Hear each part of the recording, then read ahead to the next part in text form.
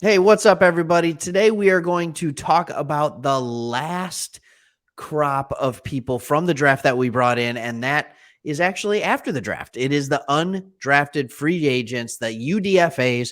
And Chris, I want to kick it to you right now. UDFAs are important, and I want you to kind of tell us about why they're important. Maybe even use last year as an example. I don't Mm, know. What do you got for us? absolutely. So, yeah, this is a time to pick up those guys that weren't drafted, and so you Yep. just got your eye on these guys later in the round. You start making calls. Our people in the Lions are calling agents, and then what's huge is if you can pick up and I think I don't know, Craig. I mean, I don't know exactly, but I think you're really looking on just raw potential. So you're either looking at a Yeah. ton of productivity in college or just like you didn't have a lot of productivity, but man, you've got Mhm. measurables and we're going to try something here. And Yes. you might hit on one, two, or three. And so last year we hit on Jerry Jacobs, AJ Yep. Parker, Craig Reynolds. Craig Reynolds, right? That was the main one. So like we're hitting on these guys and they got a chance to play, but it's like Craig, all those guys I just mentioned, they're back this Think year. They're Craig on the team. Reynolds. Anyways, sorry, Yeah. keep going. I don't know, but yeah, but that's fine. Where did he And come from? yeah, Netflix. He was watching he was Netflix. watching Netflix. That was so to your point, you hit on a couple of these guys. I mean, you were literally one. If you and by hit on it, it's like a Jerry Jacobs or an Yeah. AJ Parker with it. You're playing, you're in. And so that's a huge part to just get those guys, not a lot of expectations, but with our No. coaching staff, you're trying to do something. Yeah, and I think you're trying to do one of two things. You're either, like you said, you have someone who has high potential, just hasn't put it together yet. And we have one of those in this UDFA class. We absolutely have one. Or you're looking at, in my mind, a lot of times you're like, who can fill out special teams? Who can make this roster? Or who's a guy that could be a good part of the practice squad that could be versatile and could work in that respect? So I just want to highlight a couple here. Yep. And I think the first person to highlight is the one who is the athletic kind of freak of our UDFA class, and that's Obi Eze. And he's out of TCU. We gave him 150,000, 20,000 guaranteed on top of that. That's our big money one. And this guy is a mountain. He's like 6'8", like 335 pounds. He has the world's longest arms. And Mhm. so he just hasn't put it together. His weaknesses, when I was looking up the scouting report, were like everything. His weaknesses were everything, but his strengths were just freak athletic ability and measurables. So Perfect. like he's one of those guys that in a year or two could be your swing tackle. I mean, he's a mountain of a man that has long arms that could be really, really beneficial. So That's and yeah, and on the offensive line is where you really like, hey, yeah, yeah. come on, that would be awesome. And you said Kevin Jarvis, you like him as well. Is that somebody you were going to highlight? Yeah, it's kinda hard for me to say that because he went to Michigan State, but the first time I heard about this was from our buddy TJ, Tej, Mm, right? And, he was talking about how Kevin Jarvis, and now he's a big Sparty homer, so I don't know how much we're gonna play into this, but he said, "No, this is a guy who can come in there and be like a swing guard." I know we hear the term swing tackle all the time, but he's played tackle, he's played guard, but he could play both guard positions. And I think that's one area where we feel like that might be the weakness on the offensive line is backup guard. So we have a backup yeah. tackle, we have a backup center. Who's that swing guard if Jackson or Vitae go down? And I think Jarvis, if not this year, next year, could be that guy.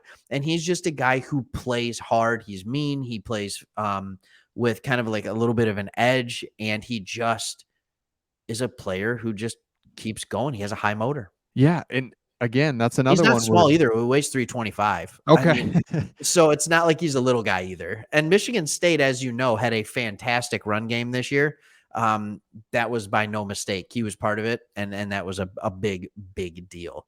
Yeah, that's So one area we didn't address in the draft is offensive line, and I really do think you're right. The guard position we had that Steinberg who was supposed to be this glass eating man, never plays, and it's just like okay, so if he's not playing, we had a ton of injuries, so I'm just really looking for man if you can get just a depth piece there, make the yeah, team off of an undrafted free agent. That's I don't know if that's great or not so great, but it's another piece to the whole puzzle. Depends on how good he is. Yep. I would have said at the beginning of the year when you said AJ Parker is going to be our starting nickel corner, I'd be like, undrafted free agent. That's not great. No. He ended up playing pretty well, and so Yeah. I'm not saying he's a starter, but he definitely should be on the team.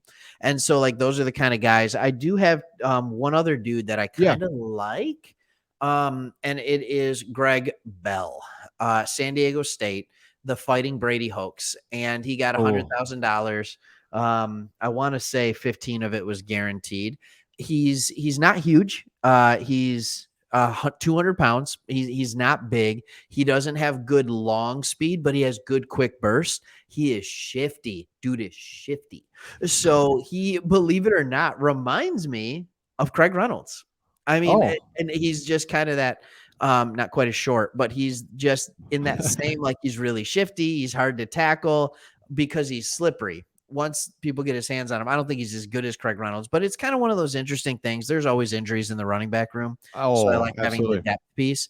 I don't think he'll make the team. I really don't, but it could be interesting. I wonder if they ask him to put on 10 pounds and see if he can carry that weight while still being quick and making people miss. I mean, he made some people look silly Yeah. at San Diego State. He really did. And you nailed it. Running back is just, if I'm a running back, the con of being a running back, I'm probably going to get injured. But the pro is someone's probably going to get injured ahead of me, and I'm going to get a Mhm. chance. I mean, if you're a running back, you got to be thinking to yourself, I'm going to get a chance. I got to make the most of it. Craig Reynolds did. That's Yeah. why Jefferson's right there. Like Yeah. He's Igwebuike. always I hurt. mean, yeah, Igwebuike. Like, come on, man, you don't hold on to the ball. So Just don't you fumble know, and you'll be fine. yeah, we've got some. It's not like our running backs, like we said, are just like this great. So it's like, you bring this guy in. We gave him $100,000. He must be, a top See priority what guy. happens. So let's See go. what happens. Yep. And I think here's the other thing about undrafted free agents. I don't know where you feel. I'm like, okay, it's great. I think it's good. I think sometimes you can put more stock into UDFAs than you can seventh round picks because Mhm. they're talking to GMs, they're talking to people, and they're going to places that fit their style of play really, really well. And NBA has done this, and NFL's kind of trending this way where some people are like, I don't want to get drafted in the seventh round. I Oh, want to choose what team I go to. yeah, that's a And good so, point. like, that kind of is starting to happen here with the UDFAs. But here's the thing about the fans in Detroit. And Chris, I don't know if you've noticed this, and I have a feeling some people are going to get very upset with me for saying this. We love an underdog story. We Mhm. love the little guy so much that we think that they're the greatest players on our team. Mhm. There are people listening to this right now that I can't convince Craig Reynolds is not the best running back on our team. Right. There are people that I can't convince that Tom Kennedy should be on the I Cut. like they'll be like, Cut. no, Tom Kennedy needs to be on this roster. And I'm like, Tom Kennedy's good. He's a good player. He if he's on your roster though, like that means you have a lack of wide receiver depth. Mhm. And it's the same with Craig Reynolds. So like I know we love the little guy, and there will be one of these undrafted free agents that probably makes the team. It just won't be the one we think about. But we're going to hear about a couple of them in Hard Knocks, and Yeah. that'll be fun to watch. And so maybe you heard a little bit about him here first, where you're like, oh yeah, that Greg Bell, he's got some scoot to his game, or when you're seeing just this massive 6'8" left tackle, you're like, oh yeah, that's the guy out of TCU. So hopefully we at least gave you a little bit of background that can help you get ready for the Yeah, upcoming I season.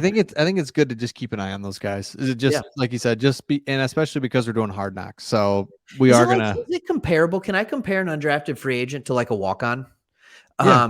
in college football, where it's like sometimes you don't expect a walk-on to do anything, but then all of a sudden 2, 3 years later, they're a starter and they're playing well and they're inspiring a team. So Yeah, it can happen. exactly. It can Yeah. happen, and that's why, yeah, Hard Knocks will get an even closer look, and it'll just be fun to see because injuries are going to happen. Yep. Somebody, I don't know what position, but someone's going to get a chance. So Yeah. make sure you Every subscribe. position. Yeah, that's right.